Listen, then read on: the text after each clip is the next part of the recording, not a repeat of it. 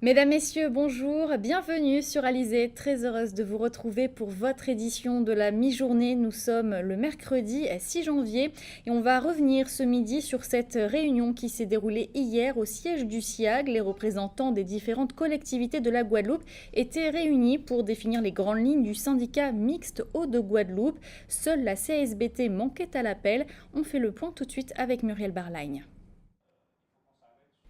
Les collectivités ont jusqu'au 14 janvier 2016 pour se prononcer sur leur adhésion ou non au syndicat mixte unique de l'eau Hauts-de-Guadeloupe.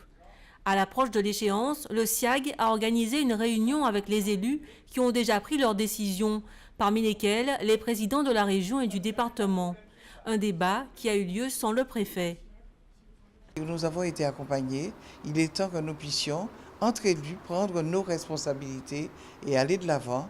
Et puis demander au préfet de prendre l'arrêté qui définitivement va consacrer la naissance de, ce syndicat unique de l'eau. Nous avons décidé, il faut y aller. Les Guadeloupéens attendent depuis trop longtemps.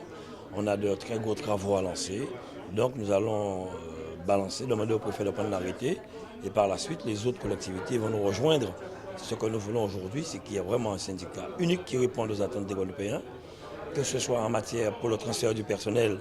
Il y en a à transférer, que ce soit en communauté, que ce soit dans ce syndicat unique. Et par la suite, faire un état pour savoir comment commencer les très gros travaux qui méritent d'être faits sur la Guadeloupe pour qu'à l'avenir, que chaque Guadeloupéen puisse avoir de l'eau dans leur robinet. Un comité de pilotage sera mis en place. Ce matin, le nom de Laurent Bernier était sur toutes les lèvres comme futur président. Et cette réunion-là a laissé penser que nous étions sur le bon chemin et avec la bonne vitesse, c'est-à-dire une création dans les jours qui viennent, dans les semaines qui viennent.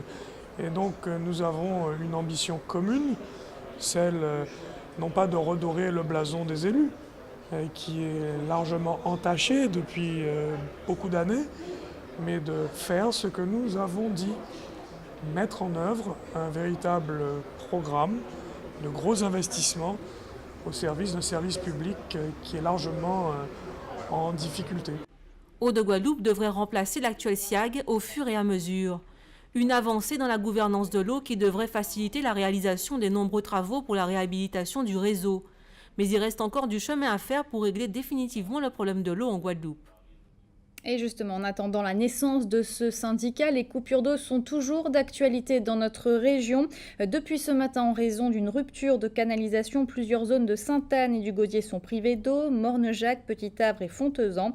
Le retour à la normale est prévu aujourd'hui en fin de soirée. Les routes guadeloupéennes endeuillées. Un motard qui était entré en collision avec une voiture dimanche matin à Jarry est décédé hier soir au CHU de Pointe-à-Pitre des suites de ses blessures. Il s'agit du premier mort sur nos routes depuis le début de l'année. Justement, la préfecture de Guadeloupe vient de lancer un appel à projet sécurité routière afin de recenser les actions préventives qui seront menées en 2016. Des actions qui porteront sur la sensibilisation, la formation ou encore l'éducation. Les détails avec Éric Pommier.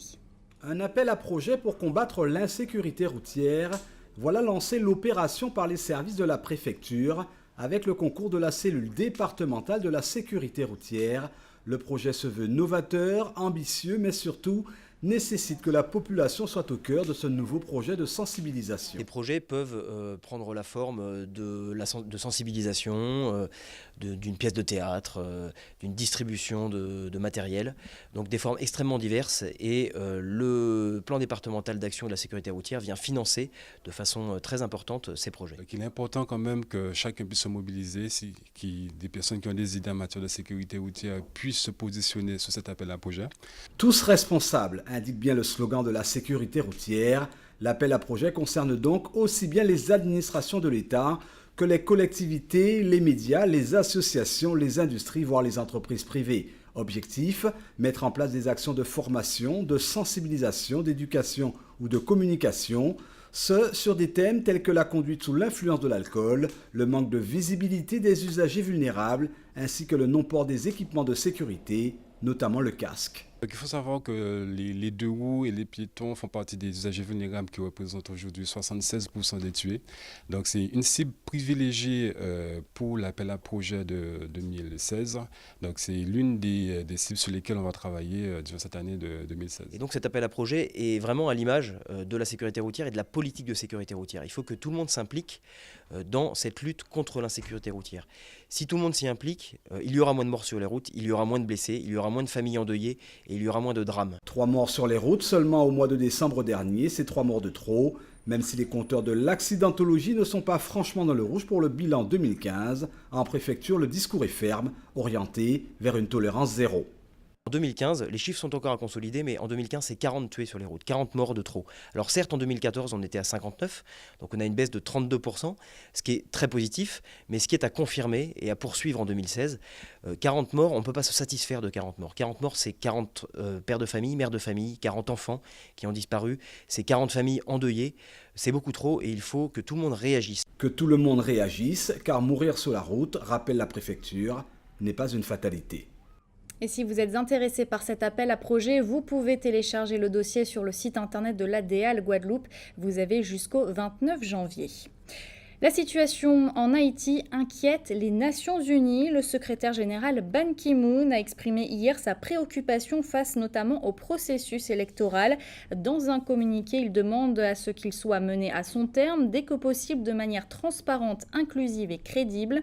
Un message qui intervient 2 jours après la publication du rapport de la Commission indépendante d'évaluation électorale qui a conclu que les élections législatives du 2e tour et les présidentielles pour le 1er tour du 25 octobre ont été entachées d'irrégularités. On rappelle d'ailleurs que le 2e tour des élections présidentielles en Haïti doit en théorie se dérouler le 17 janvier. Et on en vient justement à l'actualité dans notre grande région de la Caraïbe. Il est question ce midi du virus Zika, de poupées contrefaites à Porto Rico. Mais tout de suite, nous nous rendons à Cuba avec la visite probable du président américain Barack Obama. Voici la Minute Caraïbe. C'est un vaste programme de déplacements internationaux qui attend le président américain Barack Obama en 2016, avec des visites de pays européens et asiatiques, mais également de la Colombie et du Pérou, avec la possibilité de se rendre à Cuba en mars prochain. Le président Obama souhaite renforcer la position des États-Unis dans les Amériques et travailler sur la normalisation des relations avec Cuba. En ce moment, le gouverneur de la Virginie, Terry McAuliffe, effectue une visite de 3 jours à Cuba à la tête d'une mission politique et commerciale visant à trouver des moyens de développer des relations économiques et commerciales avec la Grande Île. McAuliffe devait rencontrer le ministre du Commerce et de l'Investissement extérieur cubain, Rodrigo Malmirca, et ouvrir un forum d'affaires. Selon son communiqué, McAuliffe appelle le Congrès américain à prendre des mesures pour lever les obstacles aux relations commerciales bilatérales. Il a déjà demandé la levée de l'embargo économique, commercial et financier américain envers Cuba. Il estime en effet que la levée de l'embargo américain va créer des emplois et des débouchés économiques pour les entreprises américaines et demande que les produits cubains soient importés aux États-Unis en termes de réciprocité. Les officiers de la douane américaine ont saisi près de 10 000 poupées contrefaites arrivant à Porto Rico dans une cargaison en provenance de Chine. La valeur estimée de l'expédition est de 41 250 $. Les douaniers ont inspecté un conteneur dont le contenu semblait être non conforme aux exigences de la Commission US Consumer Product Safety. Les jouets contrefaits causent un avantage déloyal aux marques reconnues et recherchées par les consommateurs. Le directeur adjoint des opérations pour le commerce à Porto Rico et les îles Vierges américaines s'est félicité de cette saisie qui marque l'engagement de l'Office des douanes d'empêcher les contrefaçons d'entrer sur le sol des États-Unis. Le flux de marchandises contrefaites et piratées est un problème mondial qui exige une collaboration vigoureuse entre les agences des douanes et les titulaires de droits pour assurer l'application efficace de propriété intellectuelle à la frontière. Le service des douanes américain invite l'ensemble des entreprises à travailler avec le CBP pour assurer une protection maximale des droits de propriété intellectuelle.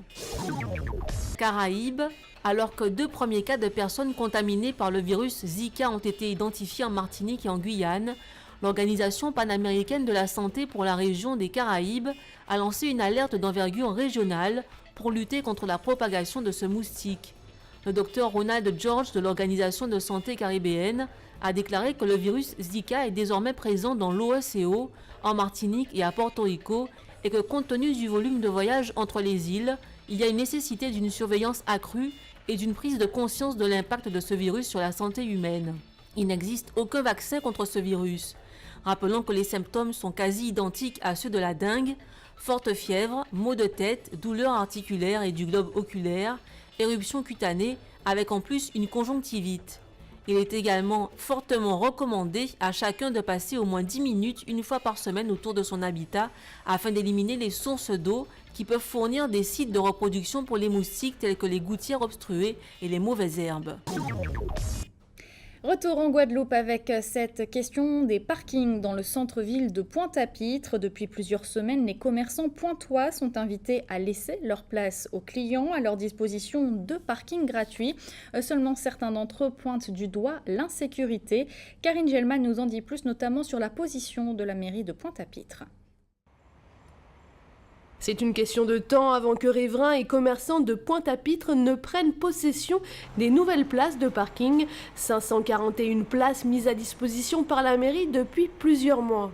La difficulté, c'est pour nous tous de modifier nos habitudes, pour les employés de s'habituer à déposer la voiture non pas devant le trottoir de l'endroit où on travaille, mais d'aller 2 pâtés de maison plus loin. C'est d'avoir un rapport avec la voiture qui soit différent. C'est d'anticiper l'avenir de la ville vers une ville plus piétonne, vers un usage des transports public moderne, demain le tram, je l'espère, de manière plus efficiente. Donc ce sont ces transformations d'habitude qui ne sont pas faciles à mettre en place du jour au lendemain. Les commerçants craignent toujours de se rendre sur le parking situé près de la gare maritime. Le prétexte, un sentiment d'insécurité. Oui, c'est un problème qui est récurrent à Pointe-à-Pitre, mais quand même qui est relativement bien géré depuis une bonne année. La municipalité fait quelques efforts. Évidemment, c'est toujours pas assez suffisant pour un commerçant ou quelqu'un qui est habité de psychose sécuritaire, c'est vrai. Ceci étant dit, c'est quand même pas ce qu'on prétend. C'est quand même nettement mieux et ça va s'améliorer tout doucement. C'est un premier essai. La mairie de Pointe-à-Pitre, consciente du problème, entend bien le résoudre et rassurer les commerçants. La ville a mis en place un dispositif de caméra. La ville a éclairé le parking. La ville en a assuré les conditions de sécurité avec un système de patrouille. Toutes les conditions sont réunies pour que, à cet endroit, comme partout ailleurs dans la ville, on puisse être dans les conditions identiques en termes de sécurité. Celle-ci n'est jamais absolue, mais celle-ci est cette sécurité est l'une des plus probantes sur l'ensemble de la Guadeloupe. Donc ça ne doit pas être un prétexte. Je pense qu'il y a, encore une fois, des changements d'habitude à produire et bon, c'est ce qui est le plus difficile. Prochaine étape pour désengorger la ville, le tramway sortie prévu à l'horizon 2020. Vous le savez, le coup d'envoi du carnaval a été donné le week-end dernier. Demain, ce sera l'ouverture du Gosierval au Gosier. Plusieurs temps forts sont prévus avec notamment une méga zumba demain soir, un déboulé de groupe Apo vendredi soir et bien sûr la grande parade, ce sera dimanche après-midi. Un festival auquel d'ailleurs vont pouvoir participer directement les touristes. L'Office du tourisme du Gosier a mis en place plusieurs formules. Je vous propose d'écouter sa directrice Sylvie Méry-Desbois. Elle est interrogée par Éric Pommier. Le Gosierval, c'est la 6e édition cette année.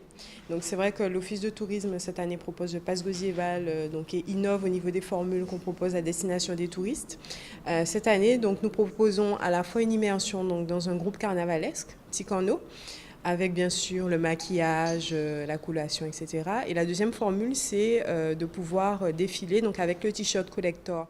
La formule séduit parce que c'est vrai que nous, on est vraiment une ville phare, une ville touristique. Donc on essaie de proposer effectivement des produits qui soient adaptés aussi donc, à notre dimension touristique, donc par le biais, comme je disais, du Pass Gosierval. Et aussi parce que chaque année, on propose quelque chose de nouveau. Voilà, l'idée, c'est que vraiment le Gosierval soit un rendez-vous incontournable qui puisse toucher bien sûr la population locale, mais les touristes et surtout permettre en fait un rayonnement de notre carnaval à l'international. Voilà, le Gauziéval qui débute donc demain soir. Avant de se quitter, on jette un rapide coup d'œil sur vos prévisions météo pour cet après-midi en Guadeloupe. Au programme, de très belles éclaircies. Il y aura également quelques gouttes de pluie, mais rien de bien méchant. Les températures, elles, afficheront cet après-midi entre 27 et 29 degrés. C'était le journal de la rédaction. Merci de l'avoir suivi. Édition que vous pouvez revoir sur notre site www.alizé.com. Dans quelques instants, votre rendez-vous sportif quotidien Minute Sport suivi d'une météo plus détaillée de notre région. Vous retrouverez ensuite le journal de TF1 et Petits secrets entre voisins. Pour ma part, je vous donne rendez-vous ce soir à 19h pour toute l'actualité locale et régionale. En attendant, bon appétit et très bon après-midi sur Alizé.